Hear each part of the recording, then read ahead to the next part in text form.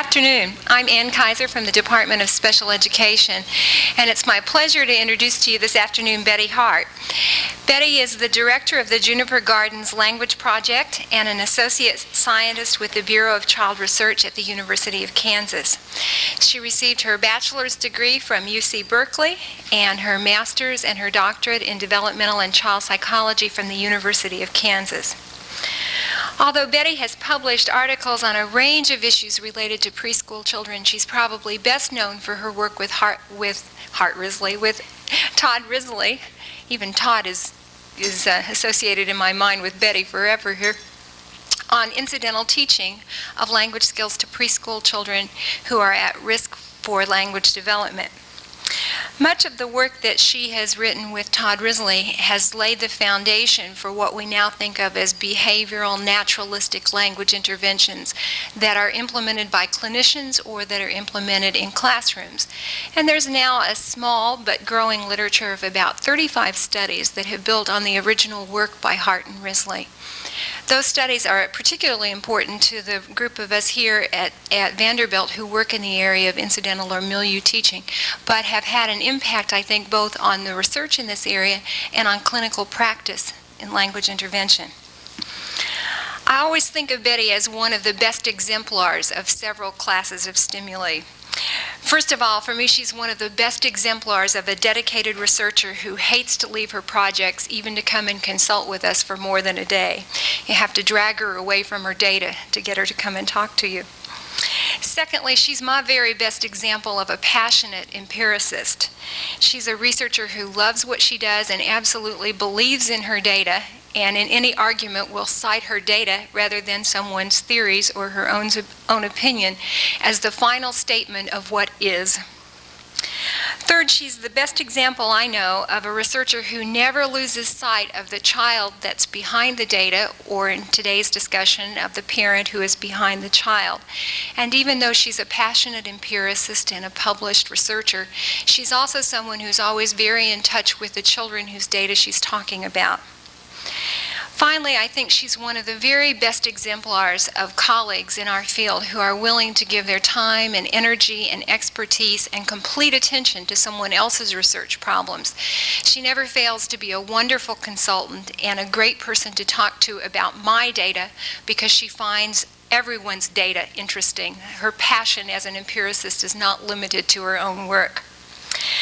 Today, Betty's going to share some data from her ongoing NICHD project, and the title of her address is Learning to Talk, a project on longitudinal in-home observations of children with and without Down syndrome. I'm sure as you listen to Betty talk today, you'll find her to be an exemplar of yet a fifth class of stimuli, an interesting, thoughtful, and entertaining Kennedy Center lecturer. And I hope you'll give a warm welcome to Betty Hart. That's going to be hard to live up to. Well, see, now I'm going to have a hard time living up to all that. First of all, I'm going to give you a long history that she mentioned that my work with Dr. Risley, who is, by the way, the principal investigator on this project, I began in the days of Susan Gray in a preschool program for what were then called disadvantaged children, which meant that they were poor and black. And we had a preschool where the first question that we wanted to address as part of the intervention was what was the nature of this supposed deficit that these children had, so that we took language samples on children in 3 different settings during free play only of their spontaneous speech, from the group that we were intervening with at the Turner House Preschool, from a Head Start group of children, both poor children, and from a group of children at the University of Kansas Laboratory Preschool, which is where the professors sent their children. What we find out from comparing those 3 sets of data was that first of all, the black children didn't have anything that could be called a deficit.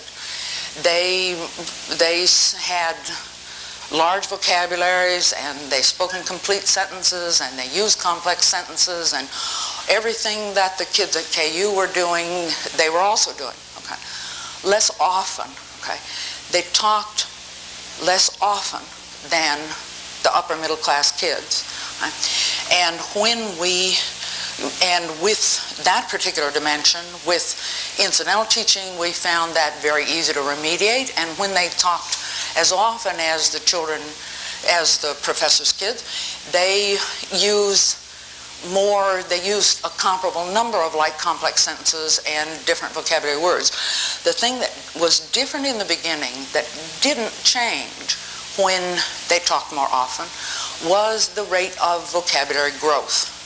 In other words, the professor children, they had bigger vocabularies in the beginning, and they were adding new words to their vocabularies faster than the poor children, such that even with all the intervention that we were doing, the poor children were never going to catch up, because but they started out with bigger vocabularies, and they had bigger vocabularies, and they were growing faster.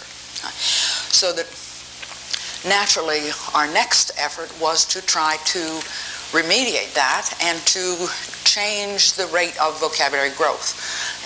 So that we designed a series of group comparisons. We had an experimental control group, and we had three hypotheses.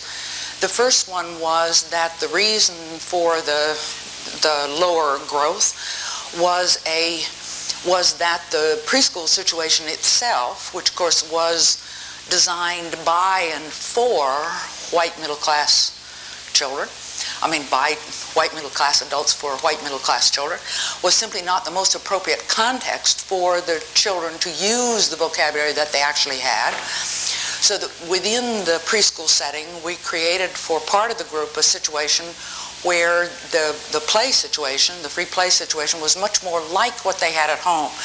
They had things like battery-operated toys, which of course no preschool teacher would ever have.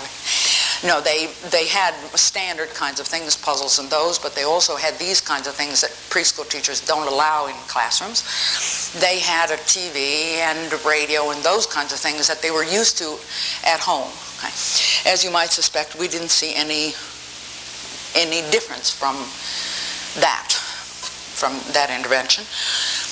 Then we approached the hypothesis that the problem was that they lacked the kind of enriched experiences that the upper middle class kids were having. So that we separated them, and we took half of the group on a series of field trips to all different kinds of, every place you can think of, and we didn't see any results of that. Of course, we were measuring their speech in the preschool setting. And then the third thing that we tried, which we were sure was going to work, involved the enriched experiences that were preceded by a small group session for the experimental group, where we sat down, we talked about where we were going and related it to the things that the children already knew. It was the mediating with their past experience. For instance, we went to a gas station, and before we went, we talked to them about what they did when they got in the car and where they went and why they got gas and all those kinds of things, what they saw at the gas station. Then we went to the gas station. When we came back, the experience was followed by another small group session that paid particular attention to vocabulary. In other words, reviewed what they had seen and what they had experienced, with particular attention to the kind of words associated with it, like gallons and unleaded and things like that. Then, after this, we had a free play situation arranged where we had those large tinker toys, and we set up a gas station where they could go out and play. And with the gas pumps, and one of the kids was the gas station attendant, and they all drove their big wheels up and stopped and got gas and that kind of thing. And one of the kids drove his big wheel up, and the gas station attendant, both kids incidentally were in the experimental group, drove his big wheel up and said, "I want gas," and the kid who was the attendant said, "What kind do you want?" And the child said, "That kind." And the gas station attendant said, "How much do you want?"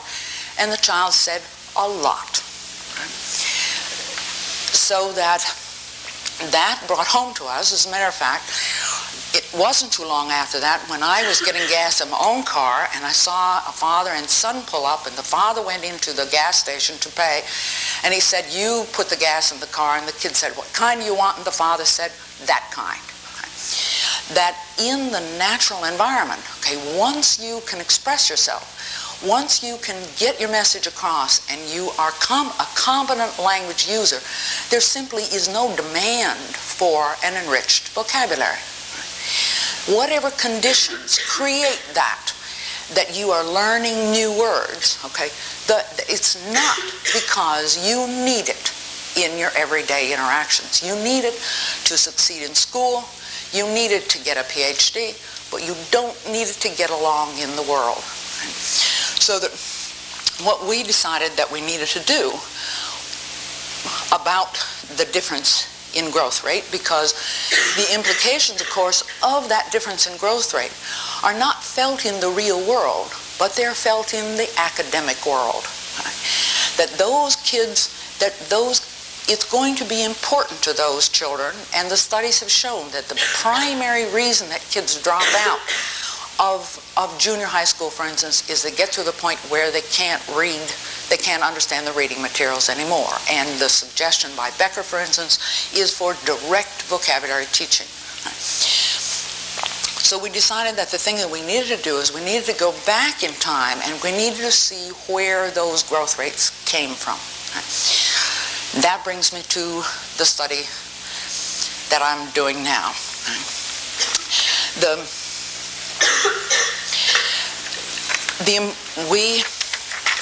important thing about this study is that when we went back, we decided that what we were interested in doing was a study with an eco-behavioral approach. Right? We wanted to look at children within the family, right? Not just at their language, right?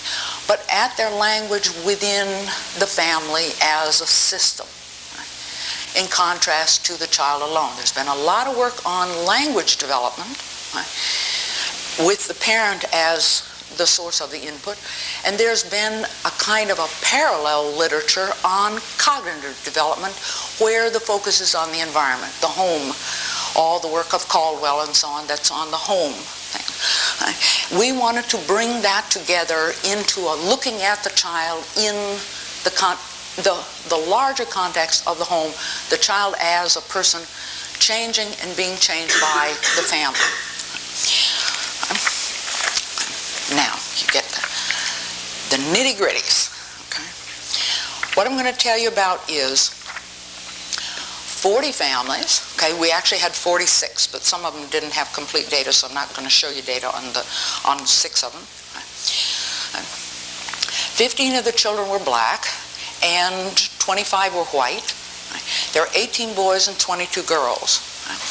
The population was deliberately chosen to be representative of a socioeconomic cross-section rather than a random sample. Whereas our primary source of recruitment was birth announcements, and although we used friends and local agencies also. We took people from the birth announcements, and first of all, we eliminated everybody who lived in a trailer court or an apartment because we needed people who were going to be around for at least 2 years. And then we went to local city directories, and we looked up to get a map, to get a cross-section of occupations. People who owned their home had telephones because those are good indicators that they're planning on staying. And then to get a range of occupations, and the birth announcements gave us whether they were boys or girls. And then we differentially sent recruitment letters to people depending on whether we needed boys or girls, or whether we needed people from different.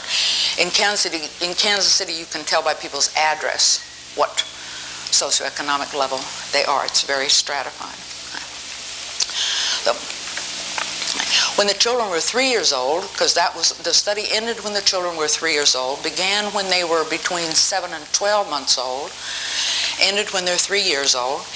They had a range of from 0 to 5 siblings, an average of 2, and in 15 of the families, another child was born during the time that the study was ongoing.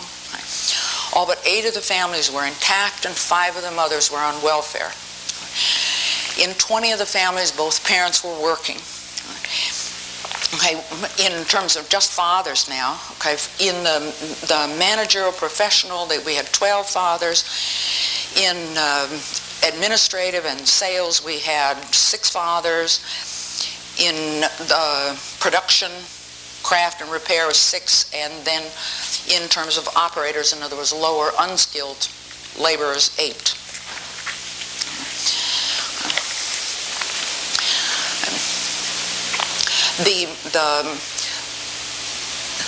I don't know whether I should tell you that or not, but people were sent a letter, and then they were phoned to see whether they were interested. After that, there was an interview.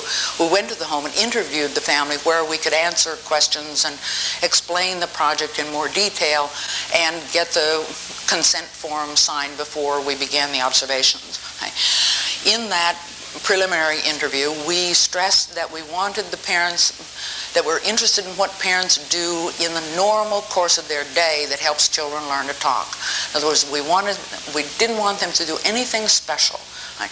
Absolutely no constraints were placed on families about who could be there, whether there could be siblings or visitors, and the parents staying in the same room with the child, or anything that was occurring. The observer's first job, of course, was to gain the trust of the parent in order that we would see more natural kinds of events. That the observer never interacted with the child, took a position at the periphery of events, watched what the child was doing and what anybody was doing interacting with the child, never watched or commented on anything else that was going on in the family. By the time the study was at its end, a great many of the observations were being made when the child was outdoors, at the homes of relatives, in the evenings after the parents had come home from work, and when the parent wasn't anywhere around the child. During the observation, the observer carried a tape recorder to get the language, and a clipboard, and the observers pre-trained to a criterion of reliability on a set of codes used to record the nonverbal behaviors, things like pointing and giving, and enough of what was said to be able to get it with the gesture, whatever gesture was, and who. One of the very most important things, who was talking to the child. We had columns for who was for a speaker. After the observation, the observer transcribed the tape, placing the utterances in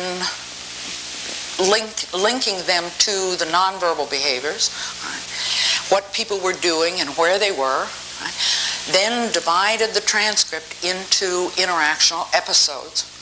An interactional episode was defined as ending whenever 5 seconds elapsed without a response to a prior behavior on any one party. Okay? After that 5 seconds, then the next behavior was coded as an initiation. Okay?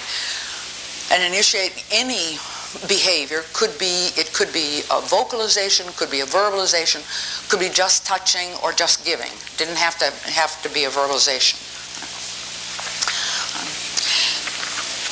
Then the transcript of the observation was typed onto a computer file, and then computer-aided coding was used to assign a part of speech to every word in every utterance. Nouns, verbs, functors, and modifiers. Functors were everything else, all the non-contentive things. and codes for whether it was a sentence or phrase, and for sentences, the number of clauses, the pragmatic function, whether it's declarative, imperative, so on, and the tense, and what kind of a question. Then each sample was processed to get counts of all the syntactic variables, all the giving and pointing, all those ones, and all the parts of speech. The computer constructed a dictionary for every speaker, okay, individually, containing every different word that person spoke. In other words, every time you ran an observation through, it looked up every word in the child's dictionary, the parent's dictionary, other adult, for instance. If it wasn't there, it added to the dictionary and counted it as a new word. Okay. It also looked up every occurrence of a word as a different word. Okay. That a different word, the dictionary was unique words, different words were each observation. Okay. In other words, I was entered in the dictionary once as a unique word, but every observation it was counted as a different word if it occurred.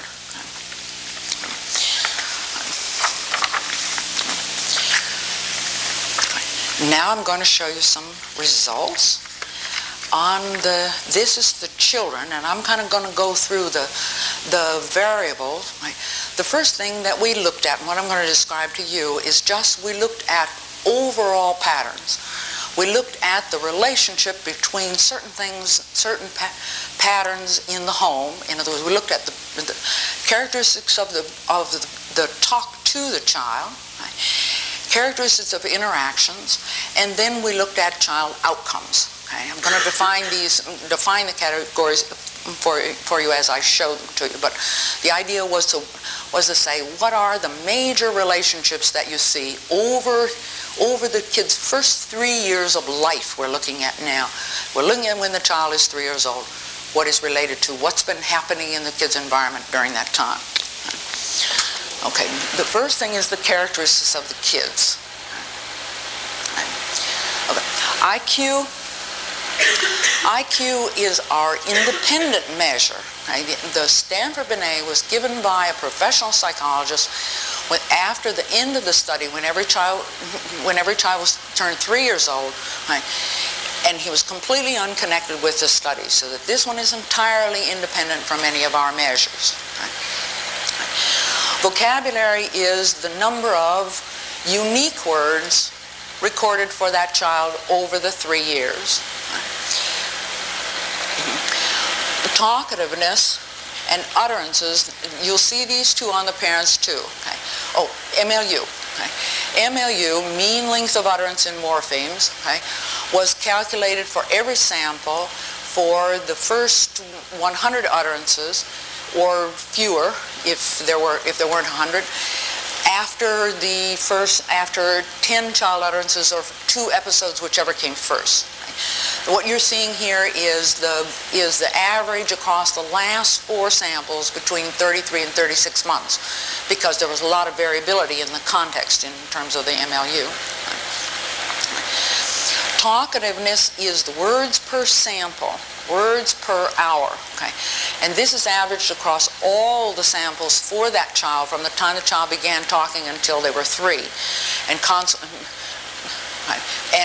of course the words were increasing over time. Utterances then, for comparison, are the average number of utterances for just the last 4 samples. And you can see that the average IQ was close to what is kind of normal. The average MLU, that average is very like what Nelson found for her population when they were around 30 months old. And the vocabulary even is not that different. In other words, the data, the averages that we saw for the kids are the thing that really, the nature of the population absolutely delighted us, because when you have gone invested 2 years of work in collecting the data and you don't see any differences between the kids, or you see kids that are radically different from everybody else, it's all over. So we were ecstatic with these kinds of data because you can see what kind of a range there is, okay? From children that the range that we are seeing here is very much like the kind of thing we saw in the Turner House data between, and of course there's a high correlation with SES, where you see the high range, the kids who are very talkative, like the kids like the professor's kids, and the kids who are not saying very much at all. There was an average of 112 utterances an hour is not very much. That's the kind of behavior that we saw among the low kids at Turner House. Okay? Right, now I'm going to show you the relationship between these things. Okay? These are the correlations between them. And here I'll bring you back to the IQ measure, which is independent of all the others. And you'll see that everything is related to everything else. The kids who talked a lot had big vocabularies, they had high IQs, they had long MLUs, and this kind of thing that you're seeing here is saying that you have a good, all these things are like the kind of thing we saw at Turner House, where you have a range from all these things describing kids who are doing fantastically well and some kids who are doing much worse. Now we will look at some of the characteristics of the parent. Get it together here.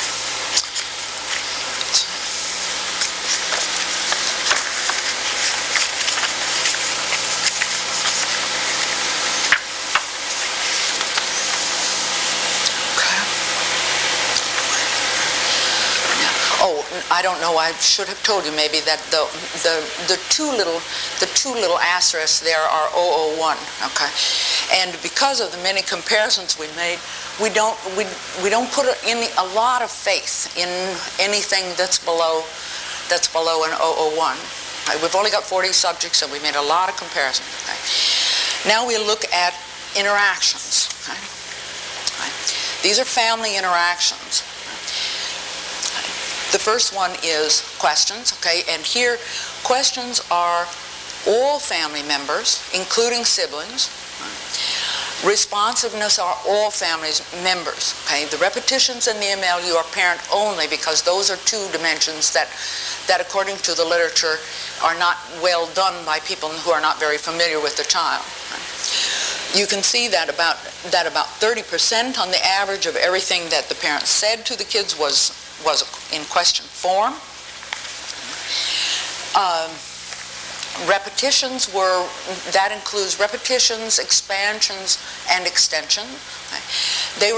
They had to be immediately contingent. Okay? Had to be next utterance after the child's to be counted. Okay?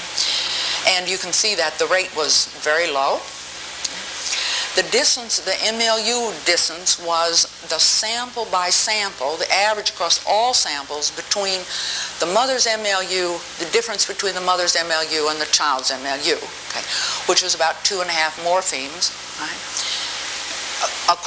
averaged across all the samples. How far mother was tending to stay ahead of the child over time. Right. Responsiveness was the percent of child initiations of interaction.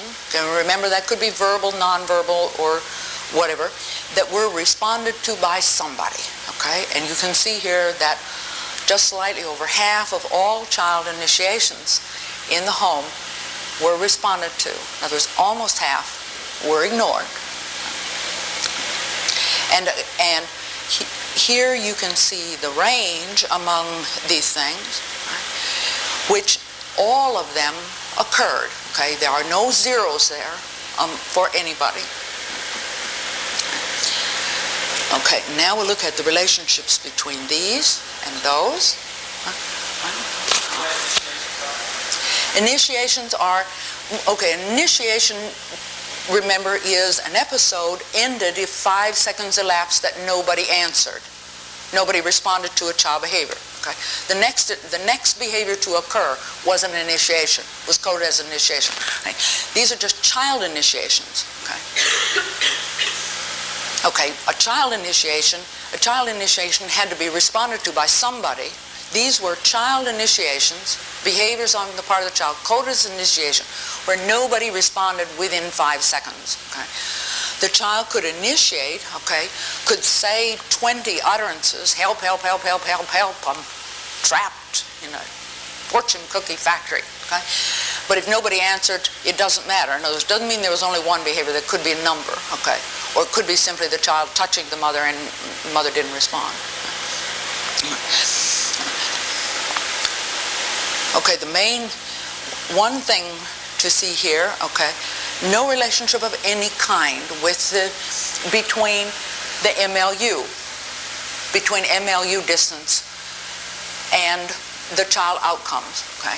That when you graph these data, you see that all the parents tended to stay just ahead of the child.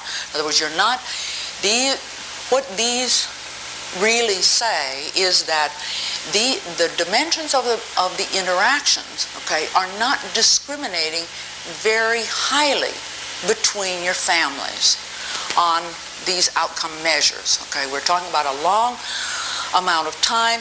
We're talking about some behaviors that don't vary a lot. This is the best you see is that questions are related to all the outcome variables. They're highly related to IQ, which you would expect that if a kid learns to ask questions, they would do better on an IQ test. That repetitions have a relationship to talkativeness, but not much relation to anything else. That the conclusion that we really make from this is that the families tended, over time, the families tended to be not that different, not systematically different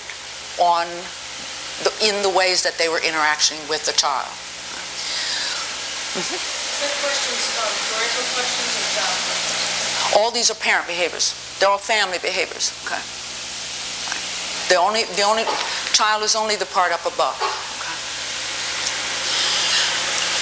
That the fact that the children are very young, the fact that you're looking at for over a long period of time, okay, that all families tend to do this. Now we'll look at talk to the child. And vocabulary here is the same vocabulary in the same sense it is for the child. Cumulative, unique words addressed to the child, okay? And that's all adults, all family members, adults, other children, aunts and uncles, everybody put together, everybody's vocabulary without duplications, okay? Cumulative, total different words addressed to the child. Talkativeness is words per hour, per observation hour. Okay. Utterances is average, utterance is parent only, okay, for comparison to total talkativeness. Talkativeness is the amount of talk in the family as a whole. Parent is just the parent average to compare to the child average in the last 4 samples. And the complexity is the percent of utterances that were more than one clause and or had a past or future tense in the main clause. And you can see here that the kind of range you have parallels the range that you have for the kids. I mean, that essentially what you see is that in some families there's 10 times as much talking going on as others. Right? And this looks like the literature that talks about the kinds of different cultural values that are placed on just the sheer amount of verbiage that is produced. Then this one shows that all of this is family talking to the child. This one is family talking to other people. Right? This is not to the child. Right? You can see that you see the same kind of a range there. Right? You can see that, but you can't. Okay, I'll put it over here. Pull this up there where you can see it. Okay.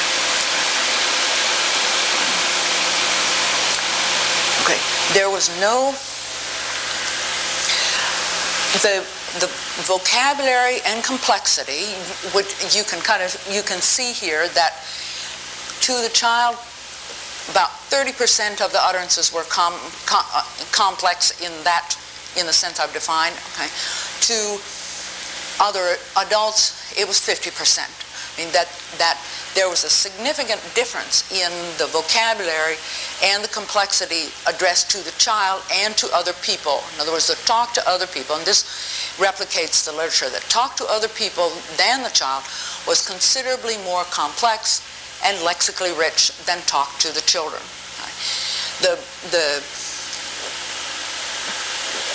An important consideration here is that regardless of where the parents were, none of them were not using, none of them were using their actual resources when they were talking to the child, right? In other words, whatever you see on the part of the child, it wasn't because the parent didn't have a bigger vocabulary, because of a limitation on the parent's vocabulary. Okay, all the parents had bigger vocabularies than they used with the child. Okay.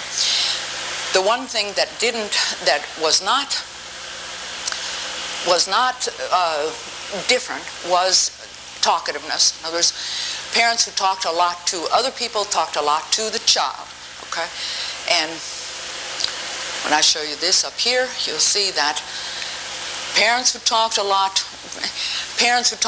the child, talked a lot to other people, and had kids who talked a lot too. Right. Cover that up. And now I'll show you the relationships here. Right. That the relationships with the talkativeness, these are the relationships up here. You see that the talkativeness of the parent was highly related to the talkativeness of the child, of course, which is just what I just got through saying. Right? The things that you see here that are major kinds of relationships, right, are the relationship between the different words said by the parent to the child. Right? And the complexity of the utterances, which of course involve different words, are not independent from different words, right? Because every time you use a more complex sentence, it's got to have more words and probably more different words in it. Right? But the primary association, this is over the long haul, okay, is and related to all of these dimensions, all of the outcomes on the part of the child, is the different words that the parent is addressing to the child.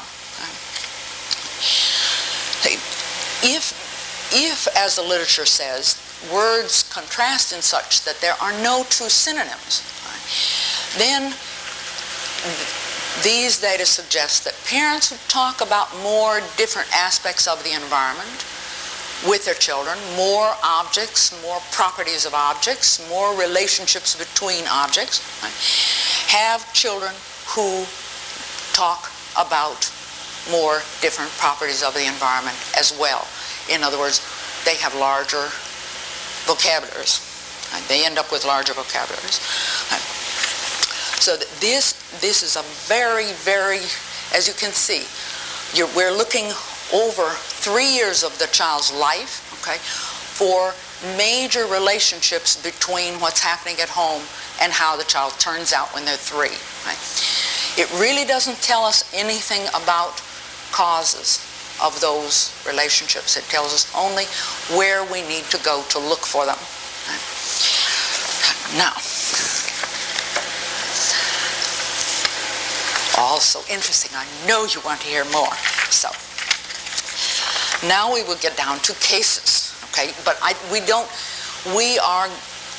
what this tells us is where we need to go and look in the data to find out what that means, okay? Why it is that parents talk.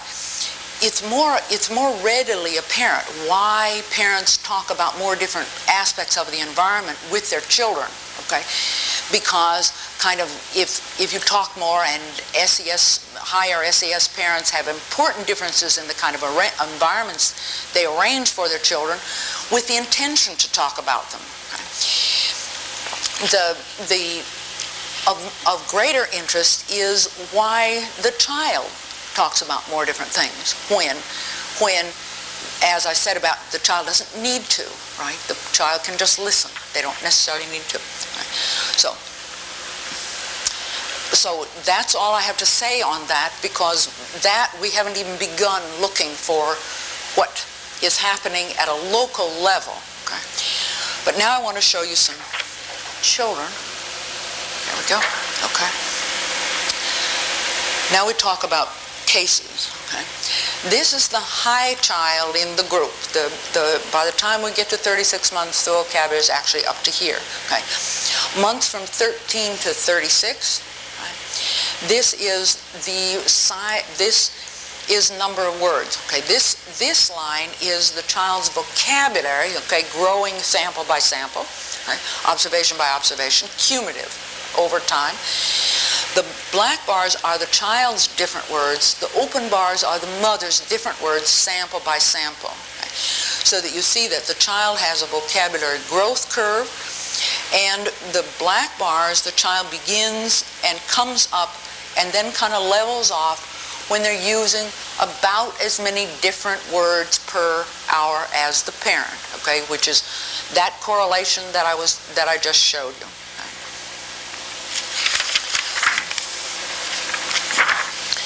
Okay.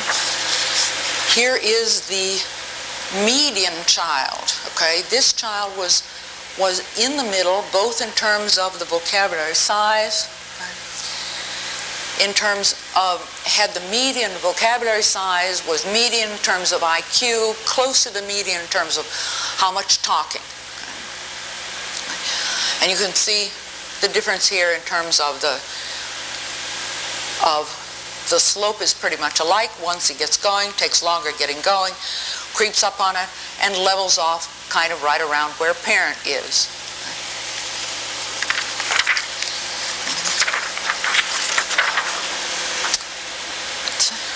I know I should put them out. Okay. And here is the low child. One of the two. Okay. Can you see him? Yes. Where you're looking at the normal range. Betty, what strikes me in that graph is that the number of different words aren't very different between the middle child and the low child. Is that right? That's right. That's right. See, that's why what I was telling you is not an easy answer, okay? Because the child doesn't have to. Doesn't have to. See, because something different has to be going on across these three families, okay? But there is something very important different going on in this one, which I'll describe in a minute. Okay. But these were all normal kids, okay? All of whom were talking by the time they were 3 years old. Okay? All of them are now in the public schools and doing fine. Okay? Now, we won't bother anymore with this kid, okay? Because we know that kid is never going to need anything. Okay. Now I'm going to take this one away. Okay. Now, we did an identical study where all the methods were identical between this study and a study of 11 children who have Down syndrome. Okay. That study is still in progress. We haven't finished all the samples on all the kids, and the data is still being analyzed, so that I only have 3 kids done, but I want to show you this one. Those children's data was taken until the children are 5 years old. Right? Started at the same time as the others, right? And went until they were 5. Okay, the child on the top This one that goes out to 60 months, okay, is the child who has Down syndrome.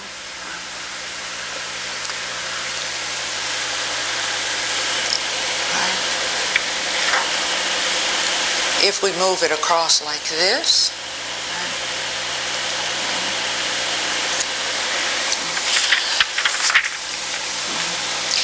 when this child, okay, in the one group, the child had 125 words when he was 23 months old. Right? The other child had the same size of vocabulary at 31 months. Right? Started a lag of 8 months in getting started. Right? The child in the group of 40 had 850 words when he was 3 years old at 36 months. This child had 850 words at 53 months. Okay? In other words, 17 months behind. In other words, slower to start and slower going. But once started, okay, not different, okay? Not different as far as the words coming in, as far as what's happening between coming up, matching mother, and leveling off in terms of different words.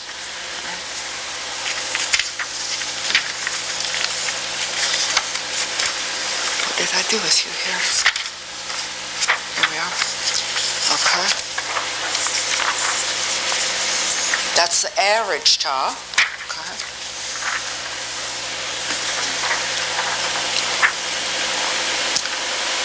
And this is the low child. Here they are together. Okay. And when I move that one back like that, you see that in terms of the low child, okay, in terms of the low child, you see that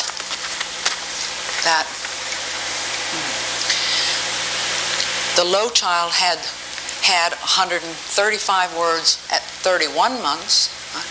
The child with Down syndrome had 135 words at 32 months, right? 1 month behind.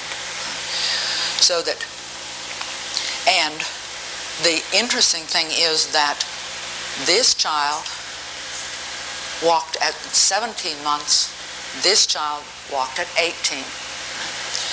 That our data on the Down's children strongly suggests that what you are seeing is a continuum that goes right along from that is used to describe normal children, and that something different is not happening for those children than is happening for the normal children. On the other hand, just so that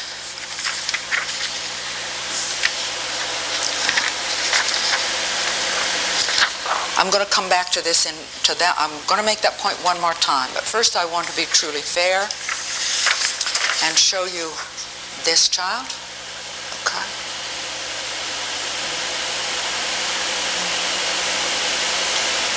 Okay.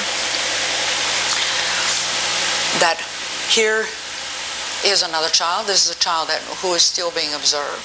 Okay. Who over this long amount of time, child didn't walk until 40 months of age.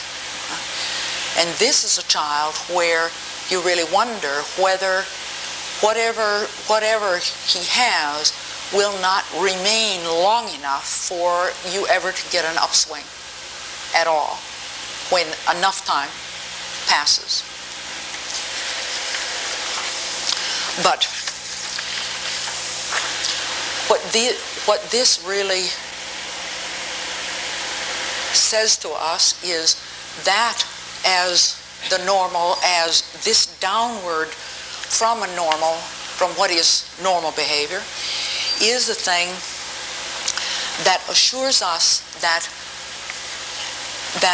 we really are going to find out what is happening that because they are slower going, right, because we have a much better idea of what it is that's giving them difficulty in starting, that Down's children have that problem of the comprehensibility of what they're saying, the parents' ability to understand them, that they're giving us a look at what parents are doing about the beginnings of talking, that may tell us what counts about what the parents of normal children are doing. In other words, from the Down's children's data is going to help us account for what's happening on the normal children. Can I ask a question about Sure. Down syndrome? How many of those kids were in intervention programs? All of them.